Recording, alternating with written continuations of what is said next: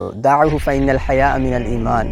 حیا بھی ایمان ہی کا ایک حصہ ہے۔ تم اتنی شرم کیوں کرتے ہو؟ یہ لفظ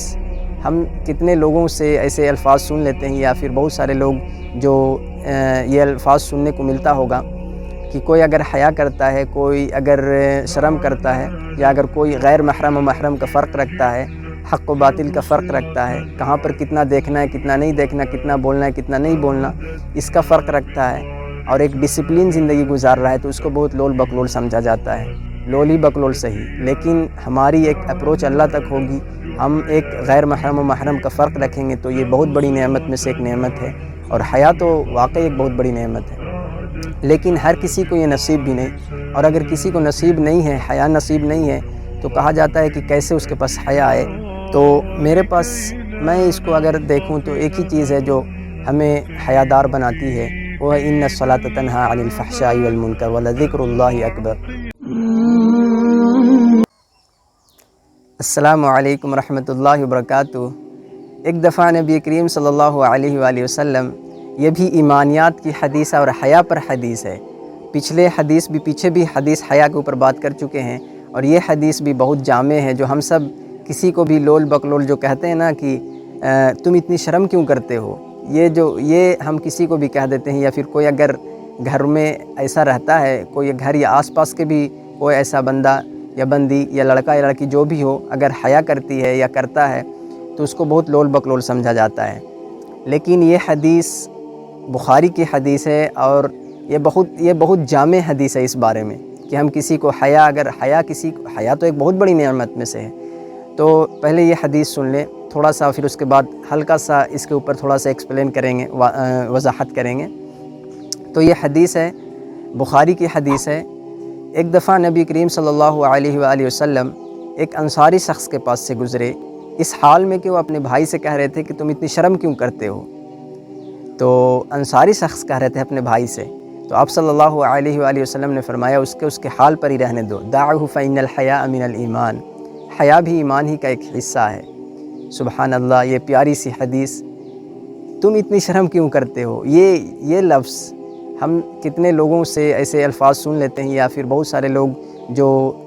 یہ الفاظ سننے کو ملتا ہوگا کہ کوئی اگر حیا کرتا ہے، کوئی اگر شرم کرتا ہے، یا اگر کوئی غیر محرم و محرم کا فرق رکھتا ہے، حق و باطل کا فرق رکھتا ہے، کہاں پر کتنا دیکھنا ہے کتنا نہیں دیکھنا، کتنا بولنا ہے کتنا نہیں بولنا، اس کا فرق رکھتا ہے، اور ایک ڈسپلن زندگی گزار رہا ہے، تو اس کو بہت لول بکلول سمجھا جاتا ہے۔ تو کوئی بات نہیں، یاد رکھیں کہ حیا ایک بہت بڑی نعمت میں سے ہے، جس کو یہ حاصل ہو جائے، جس کو یہ نعمت مل جائے،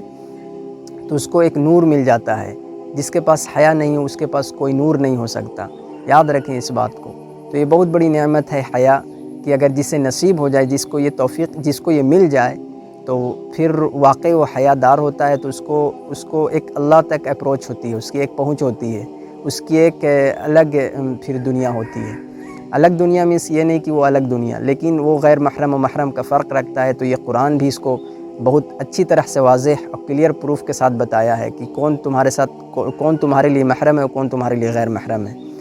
تو اس بات کو یاد رکھنا چاہیے، اور اگر کوئی لول بکلول کہتا ہے تو کوئی بات نہیں، چاہے لڑکا ہو یا لڑکی ہو، کوئی بھی اگر حیا کرتی ہے یا کرتا ہے، تو اگر اس کو مطلب وہ اگر کٹ آف یعنی سائڈ رہتا ہے، تو اس کو بہت لول بکلول سمجھا جاتا ہے، تو کوئی بات نہیں، لولی بکلول صحیح، لیکن ہماری ایک اپروچ اللہ تک ہوگی، ہم ایک غیر محرم و محرم کا فرق رکھیں گے، تو یہ بہت بڑی نعمت میں سے ایک نعمت ہے، اور حیا تو واقعی ایک بہت بڑی نعمت ہے۔ لیکن ہر کسی کو یہ نصیب بھی نہیں، اور اگر کسی کو نصیب نہیں ہے، حیا نصیب نہیں ہے، تو کہا جاتا ہے کہ کیسے اس کے پاس حیا آئے۔ تو میرے پاس، میں اس کو اگر دیکھوں تو ایک ہی چیز ہے جو ہمیں حیادار بناتی ہے، وہ ہے ان الصلاۃ تنہی عن الفحشاء والمنکر ولذکر اللہ اکبر واللہ یعلم ما تصنعون۔ یہی ایک چیز ہے جو ہمیں حیا تک پہنچا سکتی ہے، یعنی نماز ہر طرح کی برائی سے بچا دیتا ہے۔ ان الصلاۃ تنہی عن الفحشاء والمنکر، یعنی جتنی فحاشی، ایڈکشن، یہ سارے چیزیں بھی ہیں، اور منکر جتنی بھی برائی، سارے چیز اس میں ہم اگر نماز کے پکے پابند ہیں اور اس کا خیال رکھتے ہیں، تو ہم واقعی ایک بہت اچھے حیادار بھی انسان بن سکتے ہیں، اور ہمارے اندر سے ہر طرح کی برائی دور ہو جاتی ہے۔ اور ایک تو دعاؤں، اس میں وَلَذِكْرُ اللَّهِ اکبر، یعنی اس میں اللہ کا ذکر ہوتا ہے۔ ایک جگہ آتا ہے نا، اقیم الصلاۃ لذکری، یعنی ایک نماز اللہ کی یاد دہانی بھی ہے، ایک یاد ہوتا ہے، اللہ کی یاد اس میں زیادہ ہوتا ہے، یعنی اللہ سے ملاقات کا ذریعہ بھی بنتا ہے۔ تو یہ ساری چیزیں ہیں جو ہمیں یہ ساری چیزیں انسان کو ایک انسان بناتی ہے یا بناتا ہے، جو بھی جس کے ساتھ بھی ایسا معاملہ ہوتا ہے۔ تو اس بات کو، حدیث کو یاد رکھیں کہ دعہ فإن الحیاء من الایمان، آپ صلی اللہ علیہ وسلم کی یہ حدیثیں یاد رکھیں۔ اور پیچھے بھی ہم نے بات کیا ہے حیا کے بارے میں، بضع وستون شعبہ والحیاء شعبۃ من الایمان، کہ ایمان کی 70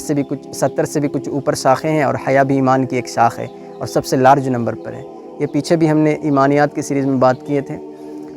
تو یہی چھوٹی سی حدیث بہت سارے پیغام ہمارے لیے ہے۔ تو پھر ٹھیک ہے، السلام علیکم ورحمۃ اللہ وبرکاتہ۔